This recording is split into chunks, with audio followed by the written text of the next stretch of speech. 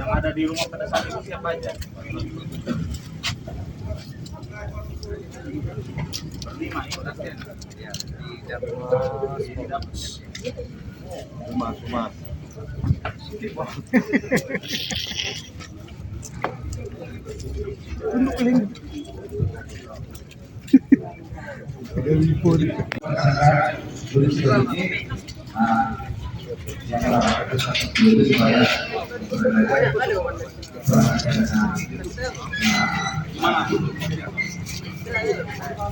Terima kasih dapat kami jelaskan dalam acara rekonstruksi.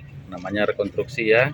Ini bukan suatu pengadilan, namun untuk membuat terangnya suatu tindak pidana.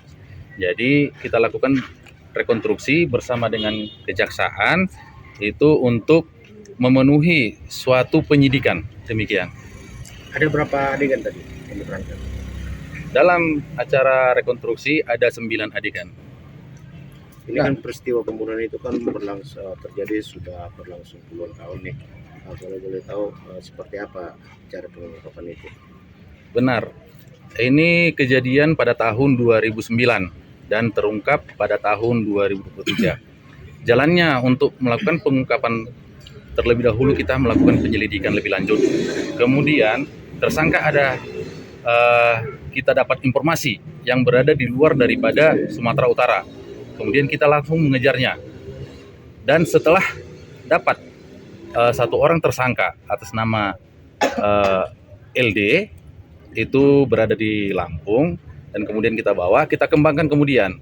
Kemudian setelah itu dapat lagi tersangka satu lagi atas nama inisial AS.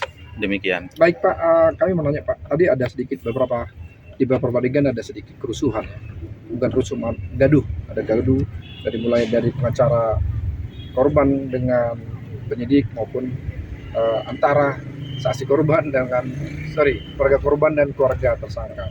Itu bisa terjadi kenapa Pak?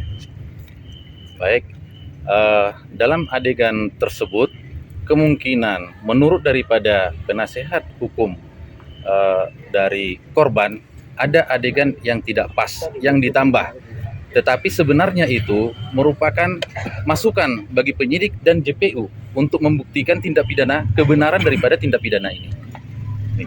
Nah, tadi disebutkan oleh keluarga korban bahwa seharusnya dari antara orang yang saksi harusnya sudah tersangka sesuai dengan SPDP 2011 yang lalu. Itu gimana Pak? Benar. Kita ada menerima informasi memang pada tahun 2011 ada sudah dimasukkan SPDP. Namun kita melakukan penyelidikan. Penyelidikan itu dengan melakukan penangkapan terhadap tersangka utama dan keterangan daripada tersangka utama bahwa inilah yang